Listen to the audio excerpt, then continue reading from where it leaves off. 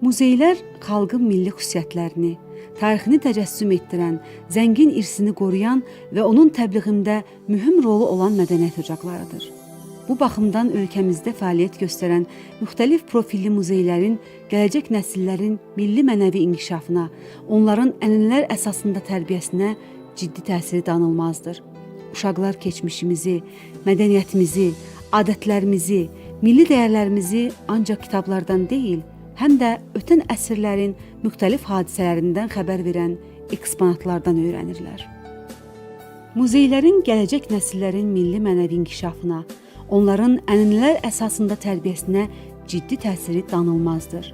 Muzeylər ora gələn gənclərin özünü dərk etməsi, dünya görüşünün formalaşmasında əvəzsiz rol oynayır. Azərbaycan xalqının ümumimilli lideri Heydər Əliyev demişdir: Gənclərimiz milli ruhda tərbiyə olunmalıdır. Milli dəyərlərimizi, milli ənənələrimizi, tariximizi bilməyən gənc vətənpərvər ola bilməz. Muzeylər eyni zamanda elm, maarif müəssisəsi olmaqla qədim keçmişimizlə bugünümüz arasında körpü rolunu oynayır. Buna görə də uşaqlarımızın mənəvi inkişafı və dünya görüşünün formalaşması üçün onların muzeylərə aparılması olduqca vacib məsələdir. Sizlərə həyatımızda və dünya görüşümüzün formalaşmasında böyük rol oynayan bir sıra görkəmli muzeylərimizdən bəhs etmək istəyirəm.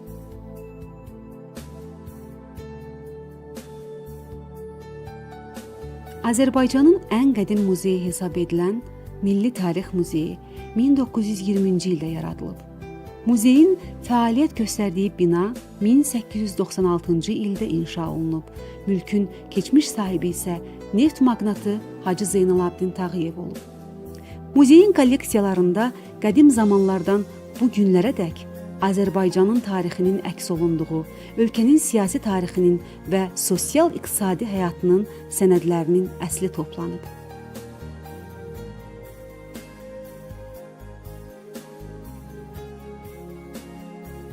(1991-ci ildə yaradılan Azərbaycan İstiqlal Muzeyi şəhərin həm də ən gözəl mimari əsərlərindən biri sayılır. Muzeyin əsas məqsədi qədim zamanlardan bu günlərədək öz müstəqilliyi uğrunda Azərbaycan xalqının mübarizəsini işıqlandırmaqdır. Hal-hazırda burada eksponatların sayı 20 min nüsxəni aşır. Əslində bu muzeyin tarixi daha uzaq dövrə, 1919-cu ilə gedib çıxır. Çünki Azərbaycanın ilk dövlət muzeyi də məhz İstiqlal Muzeyi olub. 1919-cu il dekabrın 7-sində Azərbaycan Xalq Cümhuriyyəti Parlamentinin quruluşunun birinci ildönümü münasibəti ilə elə parlamentin binasında təşkil olunan İstiqlal Muzeyi cəmsi bir neçə ay fəaliyyət göstərmişdi. 1920-ci il 28 aprel tarixində Azərbaycanda Sovet hakimiyyəti də qurulduqdan sonra muzey fəaliyyətini dayandırdı.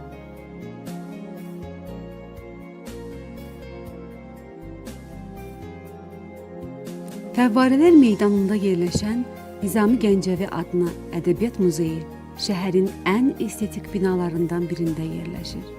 Muzeyin 30 əsas və 10 yardımçı zallarında 3000-dən artıq əlyazma, nadir kitab, illüstrasiya, portret, heykəl, miniatür, yazıçıların xatirələri və digər ekspozisiyalar toplanıb.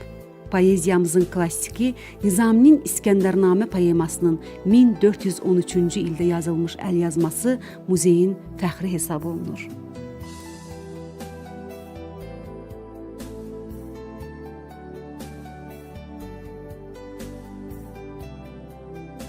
Bakının ən yeni muzeylərinin başında Müasir İncəsənət Muzeyi gəlir. Müasir İncəsənət Muzeyi 2009-cu ildə açılıb. Muzeydə əsasən avangard tərzdə işləyən Azərbaycanlı rəssam və heykəltaraşların, o cümlədən Səttar Bəhlulzadə, Böyükağa Mirzəzadə, Tahir Salahov, Ömər Eldarov, Nadir Əbdürrəhmanovun və başqalarının əsərləri toplanıb.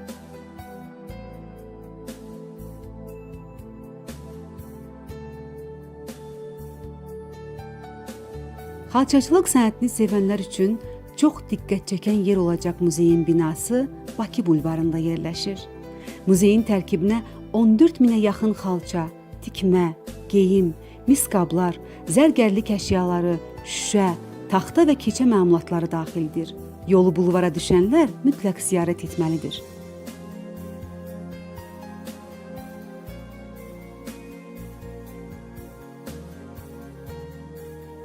Nobel qardaşları muzeyi 2008-ci ildə açılıb. Nobel qardaşlarının 1882-ci ildə inşa etdikləri Villa Petrolea adlandırılan kompleks və Nobel ailəsinin istifadə etdiyi məişət və interyer predmetləri burada toplanıb.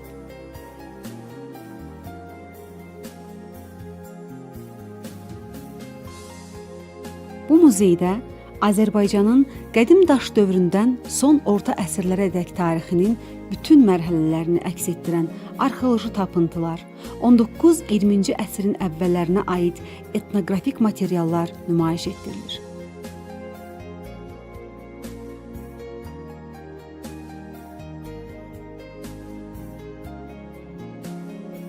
Zərdabi adına Təbiət Tarixi Muzeyi ekspozisiyasında Azərbaycanın zəngin təbii sərvətləri əks etdirilir.